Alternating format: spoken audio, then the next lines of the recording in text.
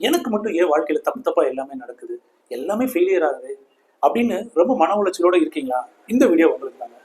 நம்ம எல்லாரும் நினைக்கிறோம் நம்ம மட்டும்தான் கஷ்டப்படுறோம், எல்லாருமே சந்தோஷமா இருக்கான், பக்கத்து வீட்டுக்காரன் சந்தோஷமா இருக்கான், எதிர்த்து வீட்டுக்காரன் ஹாப்பியாக இருக்கான், நம்ம ரிலேட்டிவ்ஸ்லாம் ஜாலியாக இருக்காங்க, என்னோட கூட வேலை பார்க்குறவங்க ரொம்ப சந்தோஷமா இருக்கான் அப்படின்னு நினைக்கிறோம்.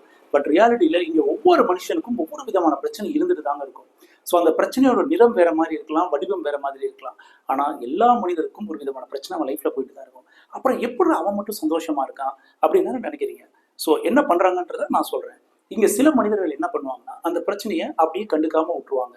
சிலர் அந்த பிரச்சனையை சால்வ் பண்ணுவாங்க, சிலர் அந்த பிரச்சனையை ஏற்றுக்கொள்வார்கள், அதாவது அக்செப்டன்ஸ் அப்படின்னு சொல்லுவாங்க. ஆனா பெரும்பாலானோர் என்ன பண்ணுவோம்னா எப்போ பார்த்தாலும் அந்த பிரச்சனையை பற்றி மட்டுமே பேசுறது, எப்போ அதை பற்றி மட்டுமே யோசிக்கிறது. அதாவது நோ அக்செப்டன்ஸ், அதுக்கான சொல்யூஷனையும் கண்டுபிடிக்க மாட்டோம், பட் கம்ப்ளைண்ட் மட்டும் திரும்ப திரும்ப திரும்ப திரும்ப பண்ணிட்டு இருக்கோம். அதனால தாங்க நம்மளுடைய வாழ்க்கையில் பிரச்சனையே மெயினாக வருது. ஸோ இப்போ நீங்கள் பீஸ்ஃபுல்லாக வாழணும்னா உங்கள் ப்ராப்ளத்தை மட்டும் சரியாக டீல் பண்ண கற்றுக்கிட்டீங்கன்னா போதுங்க, நீங்கள் பீஸ்ஃபுல்லாக நிம்மதியாக வாழலாம்.